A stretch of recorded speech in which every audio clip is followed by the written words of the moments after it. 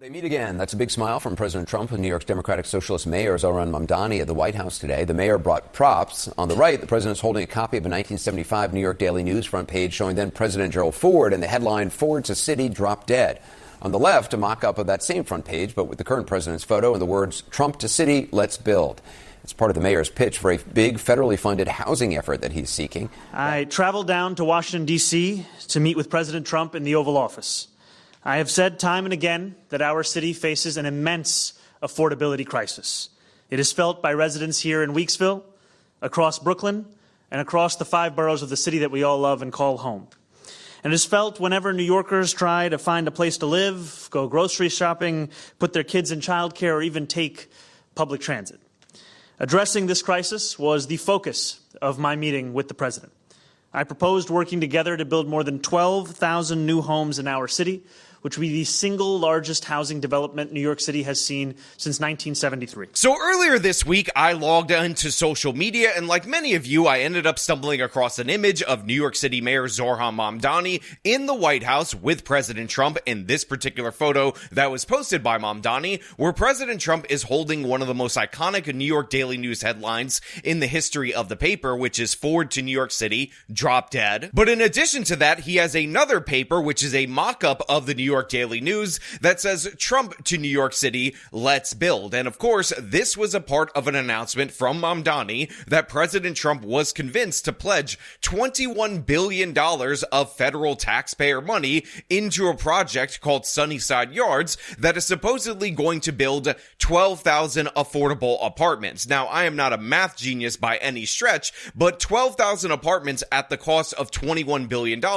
is over $1.7 million for the apartments, per apartment. That is the cost. And that is absolutely outrageous. But for some reason, President Trump decided that he was going to give a wink and a nod to this particular project. And this is an absolute disaster in every possible way. It's absolutely embarrassing. And the fact that people are calling this the good part of bipartisanship when this is exactly the problem with bipartisanship, to me, is utterly disgusting. So we're going to break this down. We're going to talk about this, but before we do, I want to thank everybody who supports this channel via actualjusticewarrior.com/join. Give me the money. Give me the money, okay? And so we put forward a proposal to build more housing in a single project than the city has seen since 1973. More housing than you would get combining Hudson Yards and Battery Park City together. And not just housing, but also parks, also childcare, also hospitals, an entire new neighborhood. And I was heartened by the fact that the president was interested in this proposal, and I anticipate it will be the subject of conversations to continue. So first things first, and this should be obvious to everybody out there in the audience, this photo right here is the exact example 100% to a T of the problems with President Trump. Sure, he's good on a lot of issues, but the fact is he is incredibly vulnerable to flattery. That ends up leading to him endorsing terrible policies. And one of the most unfortunate things about this particular image is that that paper right there where it says "Ford to New York City, drop dead" is actually one of the best decisions in federal government history, which of course is Ford's idea that he would not support a bailout of New York City, who got themselves into a terrible financial position through overspending. This required New York City to, of course, institute a bunch of different budget reforms. Some of those reforms have since eroded since the 1970s, but the thing is, New York City is in a similar position right now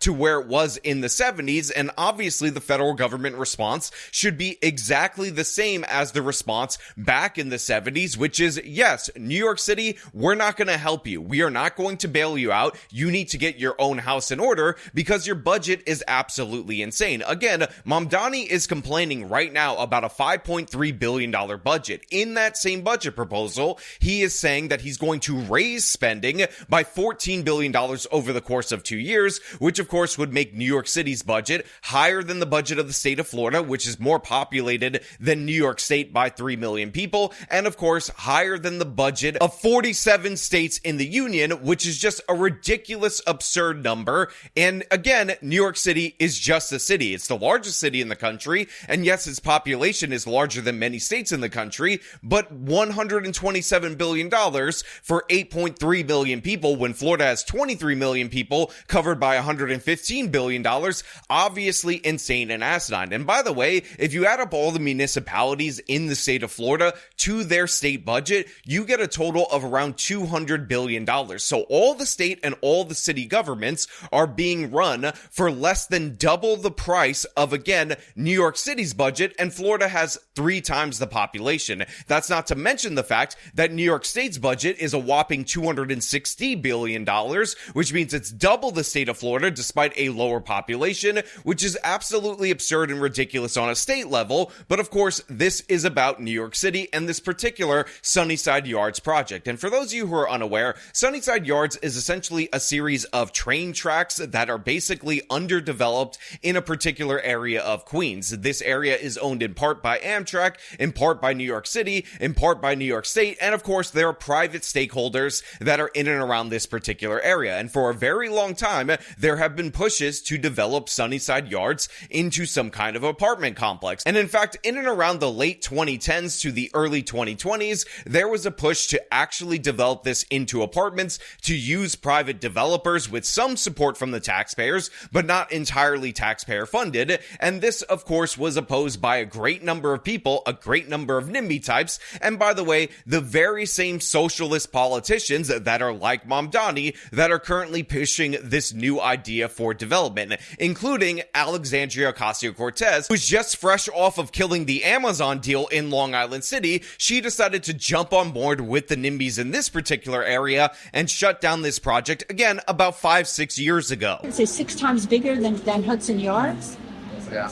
It's also the tallness thing. There's no sky anymore. Yeah. There's no sky. Now, what I tell people about this yards thing too is do what you're doing and be active and express yourselves. Right. But de Blasio's the mayor's the one who's pushed this a lot. And Yes, we're aware. This We're isn't aware. happening in 2 years. No, we It's know gone that. in 2 years. So there'll be another chance to influence the next administration on how we But I'm prefer. afraid if we don't make a lot of noise, Yep. people will say, well, the community's okay with that. Absolutely. The community's not okay with that. And I think, and you're doing exactly what you need to be doing because you're right. What happens is that, because then we'll go out and we'll take that bold stance. And then, Right. as we saw, what happens Yes, is that yes. people turn around Right. and they Right. try to kind of slam you with that, with saying this is wrong, everyone disagrees with you. So your advocacy, I feel very confident in our position because we know that the community organized against us. Right. It wasn't like Right. we were taking a position No, that right. people didn't already have. So I just want to encourage you all to keep pushing, keep going, because there needs to be zero confusion about how the public feels about. Now, the reason I give you this context for this particular area is that a lot of people will tell you that you can't actually develop Sunnyside Yards without the support of the federal government. And even though that's absurd on its face, the fact that they already tried this, they already had a proposal, and left-wing progressives like Alexandria Ocasio-Cortez and, by the way, a bunch of groups that were trying to block development, NIMBYs as we call them, actually shut this down, again, within this very decade. So you absolutely can do this without federal government support, let alone support to the tune of $21 billion, which, by the way, would be the largest housing boondoggle in the history of this nation. Again, $1.7+ million per apartment for this particular area. And by the way, in Queens, it's not like all the houses are selling for $2 million a piece. You can get a home in many areas of Queens for $1 million, under $1 million. Sometimes they won't be in the best shape, but some of them definitely 100% will. But for some reason, the Trump administration allegedly is pledging $1.75 million per apartment. And again, to give you some context on this channel, we have covered a multitude multitude of California-based housing projects, and we talked about how per apartment, the cost of these projects rise to $800,000 to damn near $1 million, and how absurd and ridiculous that is. Well, guess what? The starting price, and again, I need to emphasize this, the starting price is double what the endpoint price was for those California projects. And here's another example. Brandon Johnson in the city of Chicago announced an $11 billion housing development in that particular city in order to build more and, of course, make the city more affordable. Now, of course, this was going to lead to 10,000 apartment units, and he announced this to what he expected to be much fanfare, but $1.1 million per apartment in the city of Chicago was so absurd, asinine, and ridiculous that Ezra Klein, noted Democratic strategist and media personality, actually partially was inspired to write his book Abundance about red tape and Democratic Party waste by this particular instance. You know, in Chicago, the mayor of Chicago sent out this tweet and he said, hey, look at all we're doing. We built 10,000 units of affordable housing for $11 billion. People are like, you did fucking what?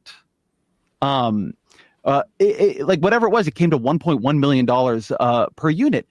If we're going to cost $1.1 million per unit when the government builds housing for poor people, we can't build enough of it. It doesn't matter where you're building it. So $1.1 million per apartment was so bad that it turned one of the most left-wing guys in the entire nation into somebody who understands that deregulation is absolutely crucial. And he wrote this book along with another individual, did an entire media tour, ended up sponsoring a bunch of candidates in order to get his agenda implemented. But Trump is writing more money in terms of a check, allegedly, for this Sunnyside Yards project. It's insane. It's madness in every possible way. And you know it's madness because all the same stupid, dumbass accounts that are wrong about absolutely everything are endorsing it like it's a good idea. Again, New York City has outrageously high prices for homes and for apartments. If you just cleaned up zoning, cleaned up the permitting process in this particular city, people would build. Sunnyside Yards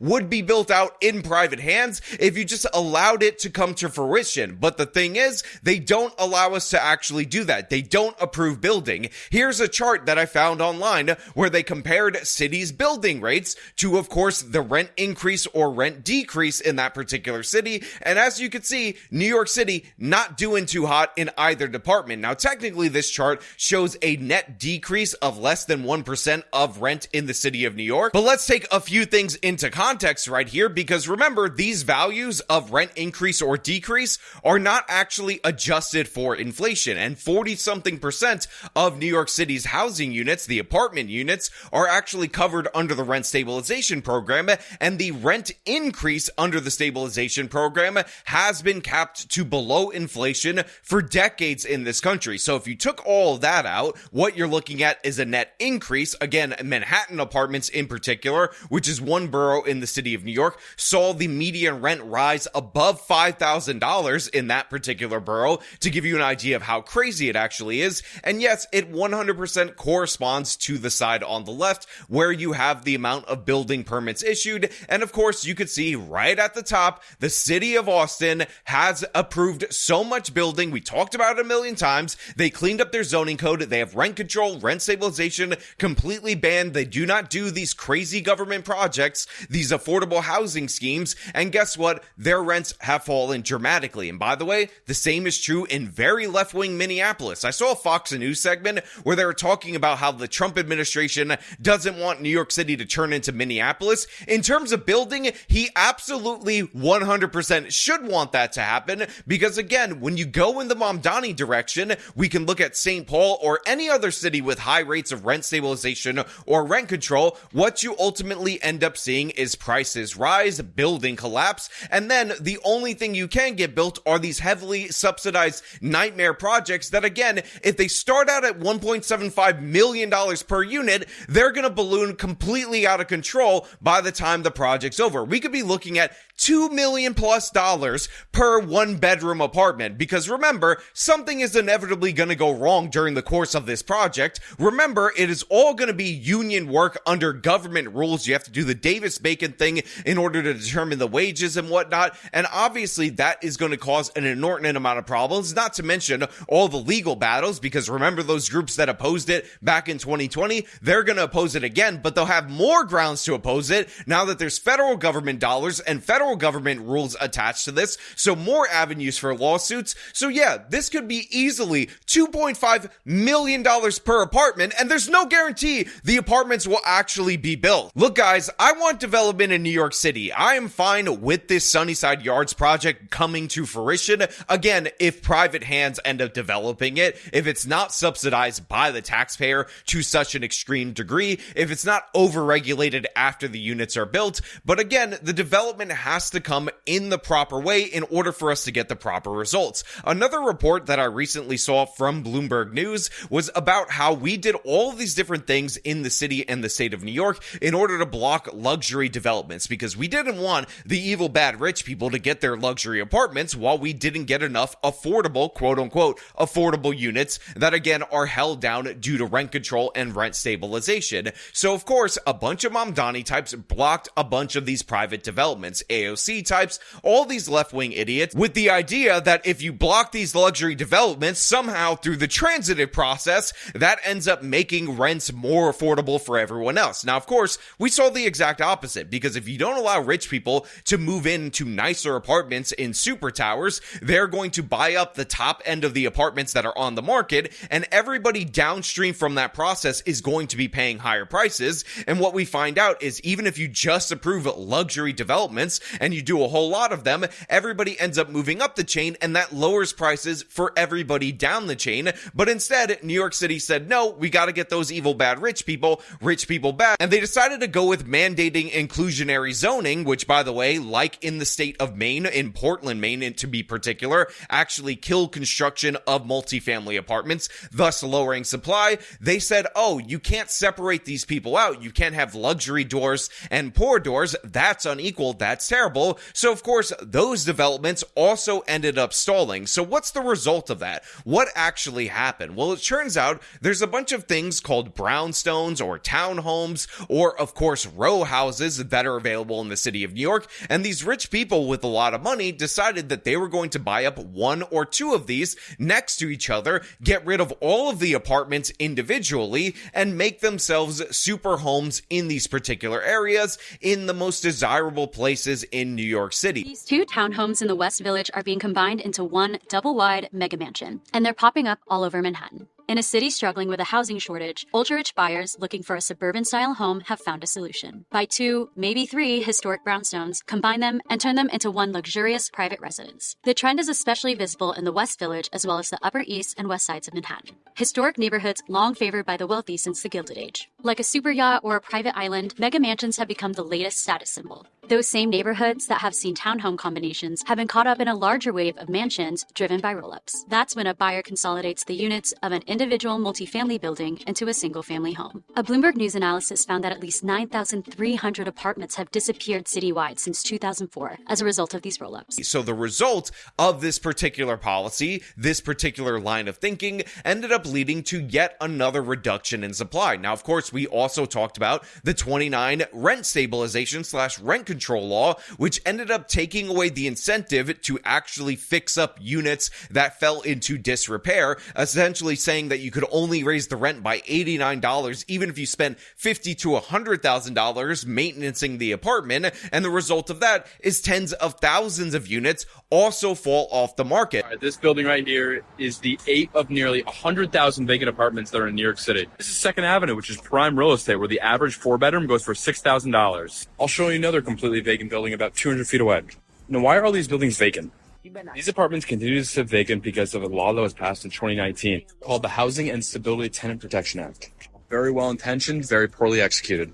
Big picture, what the law did is when someone moves out of a rent stabilized apartment, let's say they want to move to Florida or they pass away, they eliminated the landlord's ability to raise the rent at a reasonable level. So now when someone moves out of a building, the landlord's like, it doesn't make economic sense to renovate the apartment, and they take the tax write-off and let that apartment sit vacant. Here's another completely vacant building. Look at that. That building's been vacant for over 5 years, so you can read all about it. So every single day, as these apartments are being moved out of and they are not being renovated, New York City becomes more and more unaffordable. This is why New York City has been declining in population since 2020, but rents are still going up. They're still rising because guess what? The supply of apartments also declining. When people moved out of these rent control and rent stabilized places, the landlords had no incentive to fix it up, had no incentive to re-rent the property at a loss, so they ended up closing up shop, and a bunch of these buildings are now being sold to super wealthy people so that they could carve them out into super homes. This is the result of these left-wing policies. This is the result of this disastrous strategy from the Mamdani types, and no, in no way, shape, or form should the Trump administration be on board with it. And I don't even want to get into the illegal alien from Azerbaijan that Trump agreed to free. I know she's an attractive woman from the photos that we saw, but this is a woman who had her student visa revoked in 2016 and is somehow still claiming to be a student in the United States of America, an undergraduate student in 2026.